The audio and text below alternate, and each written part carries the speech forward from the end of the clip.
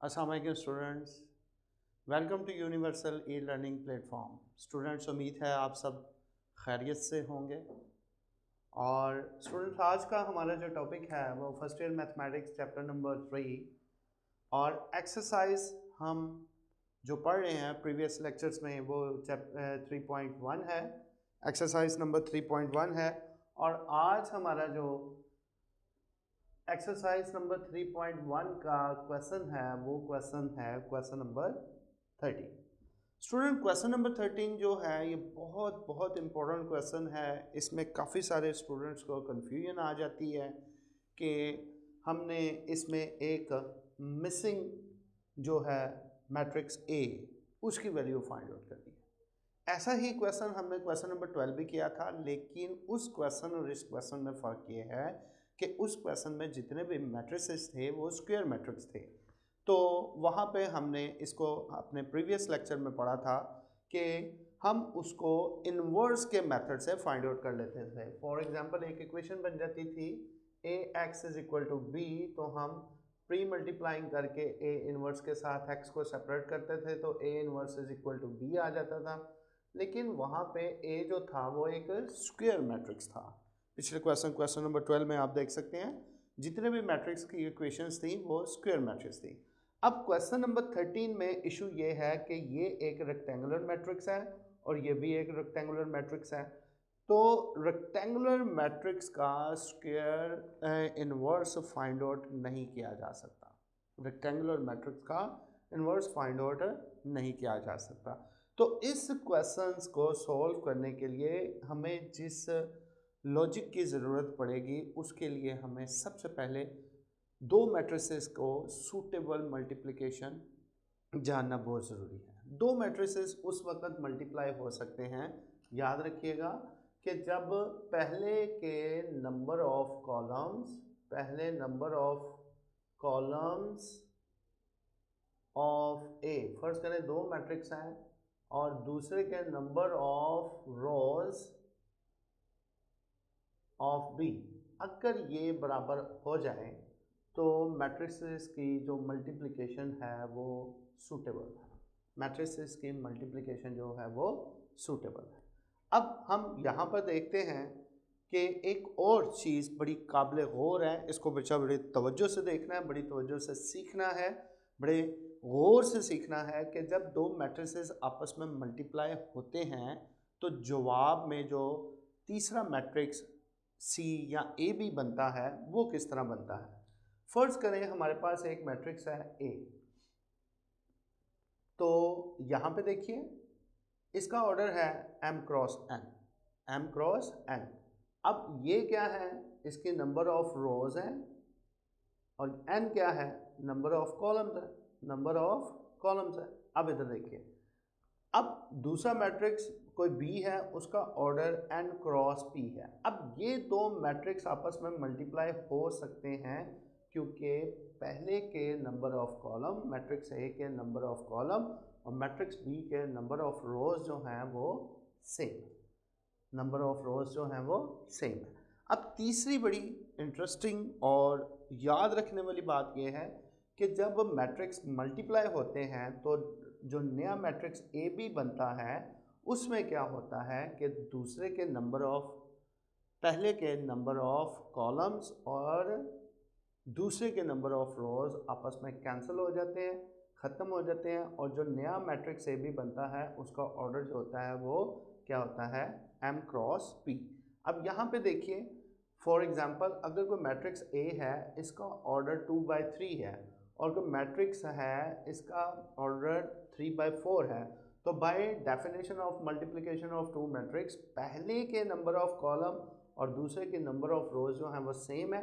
तो जब आप इन्हें मल्टीप्लाई करेंगे तो ये आपस में कैंसिल हो जाएंगे, तो उसके बाद जो ए बी का ऑर्डर होगा वो 2/4 होगा। जिस तरह इधर m और इधर से p आया, इसी तरह इधर से 2 आएगा और इधर से 4 आएगा। तो दो मैट्रिसेस को आपस में मल्टीप्लाई करने के लिए ये ज़रूरी है कि पहले मैट्रिक्स का नंबर ऑफ कॉलम्स और दूसरे मैट्रिक्स की नंबर ऑफ रोज सेम होनी चाहिए। और दूसरी बात जो आपने जहन में रखनी है कि जब भी दो मैट्रिसेस आपस में मल्टीप्लाई होते हैं तो जो सेम नंबर ऑफ कॉलम्स और नंबर ऑफ रोज होती हैं वो एलिमिनेट हो जाती हैं और रिजल्टेंट मैट्रिक्स जो होता है, जो ए बी होता है या सी सपोज करें नया मैट्रिक्स है, उसमें पहले के नंबर ऑफ रोज बचते हैं और दूसरे के नंबर ऑफ कॉलम्स बचते हैं। तो ये स्टूडेंट बात बड़े गौर से देखनी है, फिर सुन लें। मल्टीप्लिकेशन के लिए पहले के नंबर ऑफ कॉलम्स और दूसरे के नंबर ऑफ रोज सेम होने चाहिए। ठीक है जी। अब इस इक्वेशन को हम देखते हैं। अब हम इसको इक्वेशन में कन्वर्ट करके इन्वर्स मेथड से नहीं कर सकते, जैसा कि हमने क्वेश्चन नंबर 12 में किया था। अब हम इसके लिए कोई एक मैट्रिक्स ए सपोज करेंगे, कोई एक मैट्रिक्स ए सपोज करेंगे। वो उसका ऑर्डर क्या होना चाहिए? सबसे पहले तो सीखने की बात यह है कि उसका ऑर्डर क्या होना चाहिए। ज़रा तवज्जो कीजिएगा, इधर मैं इसे सॉल्व कर रहा हूँ। ये यहाँ पे देखिए स्टूडेंट्स, यहाँ पे तवज्जो से देखिए, बड़ा अहम पॉइंट है। अब पहले का जो ऑर्डर है वो क्या है? 3/2। पहले का जो ऑर्डर है वो क्या है? इधर देखिए 3/2 है। ए की वैल्यू कुछ ना कुछ, ए का कोई ऑर्डर होना चाहिए और दूसरे का क्या है? दूसरे का भी 3/2 है। अब ए का ऑर्डर मैं क्या रखूं कि मेरे पास जो राइट हैंड साइड में मैट्रिक्स है उसका ऑर्डर और इनका प्रोडक्ट का ऑर्डर जो है वो सेम आ जाए। तो यहाँ पे इस डेफिनेशन को हम देखेंगे कि अगर पहले का ऑर्डर 3/2 है तो ए की मल्टीप्लिकेशन के लिए ए जब इससे मल्टीप्लाई हो तो by definition of the multiplication of two matrices ए का जो, अगर इसका हमने डेफिनेशन पढ़ी कि पहले मैट्रिक्स का नंबर ऑफ कॉलम्स, अब इसके नंबर ऑफ कॉलम्स जो हैं वो 2 हैं, तो इसका मतलब है ए, ये वाला जो मैट्रिक्स है ये वाला, इसका भी जो नंबर ऑफ रोज जो हैं वो 2 होनी चाहिए। नंबर ऑफ रोज जो हैं वो 2 होनी चाहिए। जवाब में हमने क्या बनाना है? 3/2 का मैट्रिक्स, 3/2 का मैट्रिक्स। अब ये तो कैंसिल हो जाएंगे तो ऑब्वियसली इधर फिर 2 आना चाहिए, तो रिजल्ट में आपके पास 3/2 इज इक्वल टू 3/2 आ जाएगा। तो 3/2 आ जाएगा। तो ये हमने चीज़ का ख्याल रखना है। अब यहाँ से हमें क्या पता चल गया? बड़े गौर से सीखना है। यहाँ से हमें क्या पता चल गया कि ए मैट्रिक्स का जो ऑर्डर है वो क्या होना चाहिए? 2/2 होना चाहिए। ए मैट्रिक्स का जो ऑर्डर है वो 2/2 होना चाहिए, ताकि ये कन्फर्मेबल मल्टीप्लिकेशन के तहत आपस में मल्टीप्लाई भी हो जाए और फिर उसका जो इनके प्रोडक्ट का जो ऑर्डर है वो हमारी राइट हैंड साइड में गिवन मैट्रिक्स के ऑर्डर के बराबर भी आ जाए, और ताकि हम उसको कंपेयर करके तो मैट्रिक्स ए की कीमत निकाल सकें। अब स्टूडेंट्स हम इसको सॉल्व करते हैं। इस कंडीशन को जहन में रखना है। तो अभी अभी हमने देखा कि ए का ऑर्डर क्या होना चाहिए? 2/2, ताकि उसके नंबर ऑफ जो रोज़ हैं वो पहले के नंबर ऑफ कॉलम्स के बराबर आ जाए। तो अब मैं सपोज करता हूँ लेट ए मैट्रिक्स है ABCD, ABCD। अब ये आ गया। अब इसको इक्वेशन 1 कहा था, देन इक्वेशन 1 बिकम्स, बड़ा ही अहम सवाल है। बच्चे इसी पॉइंट पर कंफ्यूज हो जाते हैं कि हम ए का ऑर्डर क्या रखेंगे। लिहाजा यहाँ पे देखिए, ये मैंने आपको बता दिया है 5 - 1 0 0 3 1। तो ए का मैं सपोज कर लो ABCD, इसका ऑर्डर 2/2 रखूँगा। फिर देख लें इसका ऑर्डर 3/2 है, तो ऑब्वियसली इसका मैं 2/2 रखूँगा ताकि ये इससे कैंसिल हो जाए, और रिजल्ट में हमारे पास जो उसने मैट्रिक्स दिया हुआ है वो है 3 - 7 0 0 7 और 2, ताकि हमारे पास जब ये प्रोडक्ट हो तो रिज़ल्ट में हमारे पास क्या आ जाए? 3/2 का मैट्रिक्स बन जाए, और दोनों लेफ्ट हैंड साइड और राइट हैंड साइड में गिवन मैट्रिसेस के ऑर्डर जो हैं वो आपस में बराबर हो जाए और हमारी क्वालिटी की जो कंडीशन है वो प्रूव हो जाए। अच्छा जी, ये हमने रख लिया। अब हम सिंपल इसको मल्टीप्लाई करेंगे। मैट्रिसेस को जब मल्टीप्लाई किया जाता है रो इनटू कॉलम के मेथड से, मल्टीप्लिकेशन आपको आप इस चीज़ को अच्छे तरीके से प्रैक्टिस भी कर चुके हैं, सिंपल है, 9th क्लास से लेके अब तक आप पढ़ रहे हैं। तो रो इंटू कॉलम, तो 5 इंटू ए, ये क्या आ जाएगा 5a माइनस सी, अब फर्स्ट रो सेकंड कॉलम से मल्टीप्लाई होगी, 5b माइनस डी। अब इसको बेटा इससे करें तो ये आ जाएगा 0 प्लस 0, इसको इससे करें 0 प्लस 0, इसको इससे करें 3c प्लस 3a प्लस सी, 3a प्लस सी और फिर 3b प्लस डी। तो स्टूडेंट्स 3 माइनस 7 0 0 7 2। तो स्टूडेंट्स ये आपके पास क्या हुआ लेफ्ट हैंड साइड पे। अब आप देख सकते हैं इसका ऑर्डर और इसका ऑर्डर जो है वो सेम आएगा। मज़ीद सिंप्लीफिकेशन करते हैं, 5a minus C, 5b minus D, 0 0, 3a plus C और 3b प्लस डी आ जाएगा। और इधर क्या आ गया 3 minus 7 0 0 7 2।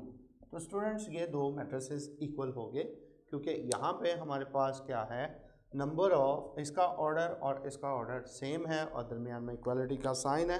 Then by the definition of equality of two matrices, इनके जो कॉरस्पॉन्डिंग एलिमेंट्स होंगे वो सेम होंगे, यानी इसका एलिमेंट 3 के इक्वल होगा और ये -7 के इक्वल होगा, इसी तरह ये 7 के इक्वल होगा और ये 2 के इक्वल होगा और ये 2 के इक्वल होगा। अब स्टूडेंट्स यहाँ पे देखना है आपने कि इसका मतलब है कि 5a माइनस सी जो है वो 3 के इक्वल है और इसको आप नंबर 1 कह दें, और इसको और इसको कंपेयर करें तो 3a प्लस सी जो है वो 7 के इक्वल है, इसको नंबर 2 कह दें। अब आप इन इक्वेशंस को सिंप्लीफाई करेंगे तो आपके पास a और c की वैल्यूज़ आ जाएगी। Adding equation 1 and 2, adding equation 1 and 2, c से कैंसिल हो गया, 8a 10 के इक्वल आ गया, a की वैल्यू आ गई 10/8 और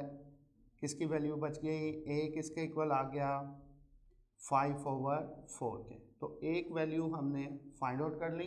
अब आप इसको क्या करेंगे, इसको पुट कर दें, पुट इन 1, तो 1 है 5a, a की जगह पे क्या आ जाएगा 5/4 minus C is equal to 3, 25/4 minus 3 इधर आ जाएगा, c उधर चला जाएगा, तो 25 minus 12/4 is equal to c, तो 13/4 किसके इक्वल आ गया, c के इक्वल आ गया। 13/4 किसके इक्वल आ गया, c के इक्वल आ गया। अब दो कॉन्स्टेंट्स हमने निकालने हैं, ये हमारा रिक्वायर्ड मैट्रिक्स है, इसकी वैल्यूज़ हमने फाइंड आउट करनी है, इसके एलिमेंट्स की। इसका एक एलिमेंट a है, एक b है, एक c है और एक d है। a और c हम फाइंड आउट कर चुके हैं। अब स्टूडेंट्स इसको और इसको, इन एलिमेंट्स को कंपेयर कर लें, तो आप लिखेंगे एंड, यहाँ पे and 5b minus d is equal to -7, इसको नंबर 3 कह दें, और 3b plus d is equal to 2 और इसको नंबर 4 कह दें। अब इनको भी आप सिंप्लीफाई करें तो आप लिखेंगे एडिंग इक्वेशन 3 एंड 4, 8b इधर आ जाएगा, इधर -5 आ जाएगा, तो b की वैल्यू क्या आएगी -5/8, b की वैल्यू क्या आ जाएगी -5/8 आ जाएगी, -5/8 आ जाएगा। अब इसको किसी एक इक्वेशन में पुट कर दें, तो पुट इन 3, इसको 3 में पुट कर दें, 5b -5/8 minus d is equal to -7, -25/8 और +7 इधर आ गया, डी उधर चले गया, तो एलसीएम लेंगे तो स्टूडेंट्स आपके पास क्या आएगा 8 LCM -25 + 56 is equal to d, तो ये आ जाएगा आपके पास 31/5, 31/8। तो ये स्टूडेंट्स आपके पास डी की कीमत आ गई। अब आपके पास बी भी आ चुका है, डी भी आ चुका है, सी भी आ चुका है और ए भी आ चुका है। तो फाइनली जो रिक्वायर्ड मैट्रिक्स था देन ए किसके इक्वल होगा, ए होगा आपके पास, ए की वैल्यू है 5/4, बी की वैल्यू है -5/8, सी की वैल्यू है 13/4 और डी की वैल्यू है 31/8। अच्छा स्टूडेंट, ये था आपके पास क्वेश्चन नंबर 13 का वन पार्ट। तो इसमें हमने क्या किया, फिर सुन लें, इन्वर्स मेथड से हमने इसको इसलिए सॉल्व नहीं किया क्योंकि इसमें रेक्टेंगुलर मैट्रिक्स है और रेक्टेंगुलर मैट्रिक्स का इन्वर्स पॉसिबल नहीं है। अब आगे देखते हैं इसी क्वेश्चन का सेकंड पार्ट, वो भी बिल्कुल इसी कॉन्सेप्ट से रिलेटेड है। उसमें भी रेक्टेंगुलर मैट्रिक्स आ जाएंगे। तो जब रेक्टेंगुलर मैट्रिक्स आ जाएगा तो हम उसका इन्वर्स फाइंड आउट नहीं कर पाएंगे। तो हमें जो उसमें अननोन मैट्रिक्स ए है उसकी वैल्यू फाइंड आउट करने के लिए हमें कोई सपोज मैट्रिक्स पुट करना पड़ेगा और बाद में मल्टीप्लिकेशन के तहत और फिर कंपैरिजन मेथड से, इक्वालिटी ऑफ टू मैट्रिसेस की मदद से हम उस मैट्रिक्स ए की एलिमेंट्स की वैल्यू जो है वो फाइंड आउट कर लेंगे। बिल्कुल इसी तरह है जिस तरह हमने ये वाला क्वेश्चन किया है। इसमें सबसे मुश्किल चीज़ यही है, सबसे ज़्यादा जो बच्चों को कंफ्यूज करती है वो ये है कि हमने जो मैट्रिक्स ए है उसका ऑर्डर क्या होना चाहिए ताकि वो मल्टीप्लाई गिवन मैट्रिसेस के साथ हो सके और हमारी जो इक्वालिटी है उसका भी। जी स्टूडेंट्स, अब हम क्वेश्चन नंबर 13 का सेकंड पार्ट पढ़ेंगे। इसमें भी एक मैट्रिक्स अननोन है, उसको हमने फाइंड आउट करना है, एक इक्वेशन दी गई है। वही बात जो हमने पिछले पार्ट में सीखी कि हम इसको इन्वर्स मेथड से नहीं कर सकते क्योंकि रेक्टेंगुलर मैट्रिक्स दिए गए हैं इक्वेशन के अंदर, और इक्वेशन में जब रेक्टेंगुलर मैट्रिक्स आ जाता है तो उसका इन्वर्स पॉसिबल नहीं होता है रेक्टेंगुलर मैट्रिक्स का। अब बात पॉइंट जो समझने वाला है वो वही है कि ए मैट्रिक्स है और दो मैट्रिसेस को आपस में मल्टीप्लाई करने के लिए सूटेबल मैट्रिक्स होने चाहिए। और सूटेबल मैट्रिक्स तब होते हैं जब पहले के नंबर ऑफ कॉलम्स और दूसरे के नंबर ऑफ रोज जो होती हैं वो सेम होती हैं। अब पहला मैट्रिक्स जो है वो 2/2 का है और ए मैट्रिक्स जो है वो किस ऑर्डर का होगा कि हमारा राइट हैंड साइड में जो मैट्रिक्स दिया गया है उसका ऑर्डर 2/3 है, वो इक्वालिटी के साथ जस्टिफाई कर जाए। तो लिहाजा हम ए को मल्टीप्लाई जब इस मैट्रिक्स से करेंगे तो ए मैट्रिक्स का जो नंबर ऑफ रोज़ हैं वो 2 होनी चाहिए क्योंकि पहले मैट्रिक्स का जो नंबर ऑफ कॉलम्स हैं वो 2 हैं।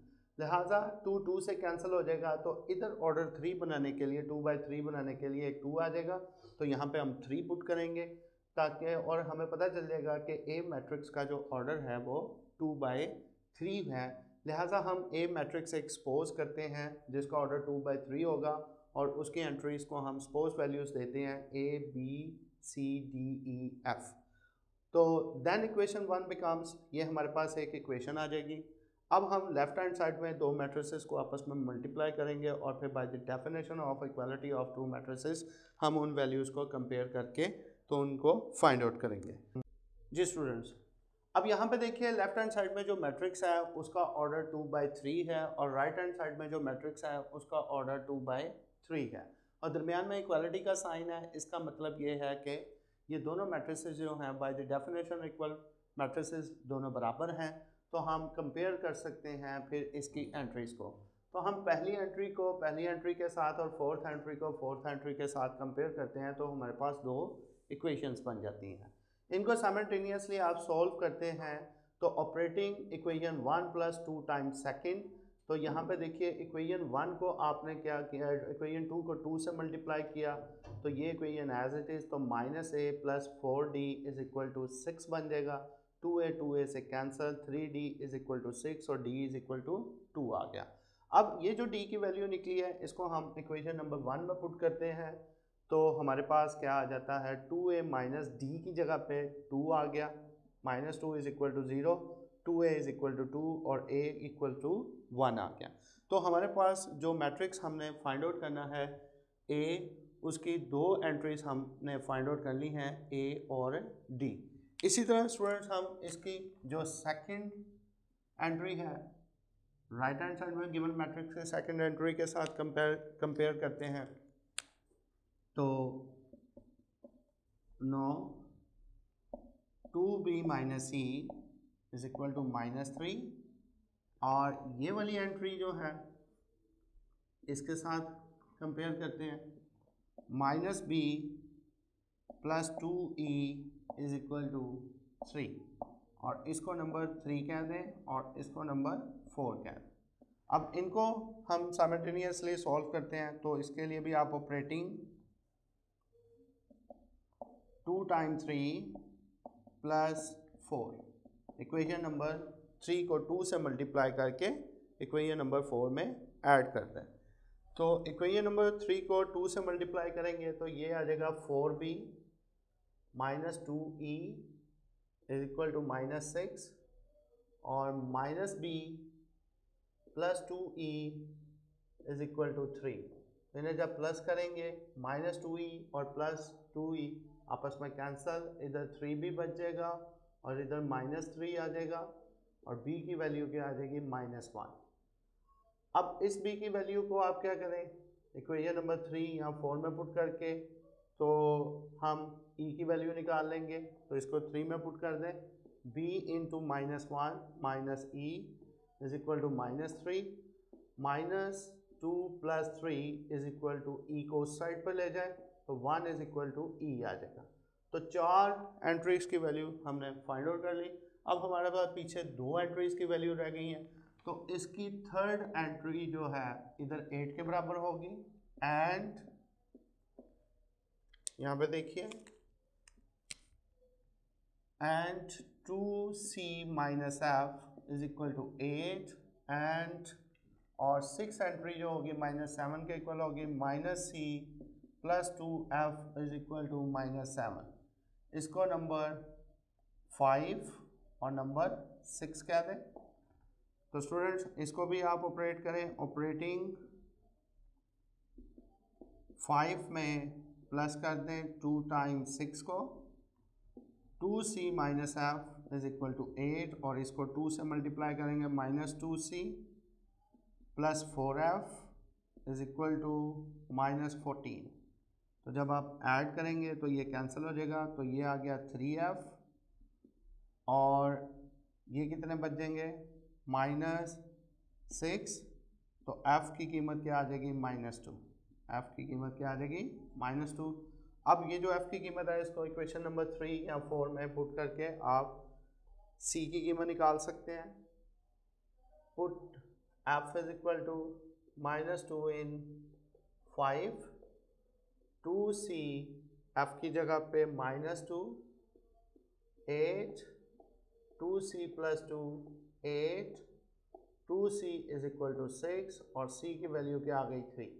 तो स्टूडेंट्स हमने 6 एंट्रीज थी मैट्रिक्स ए की a b c d e f तो वो हमने 6 की 6 फाइंड आउट कर ली।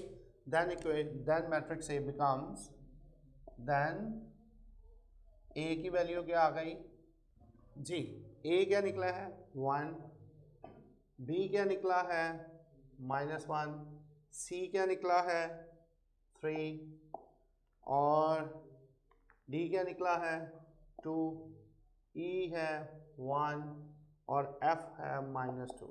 तो ये स्टूडेंट्स हमारा रिक्वायर्ड मैट्रिक्स था जो हमने फाइंड आउट करना था मैट्रिक्स इक्वेशंस को सॉल्व करके।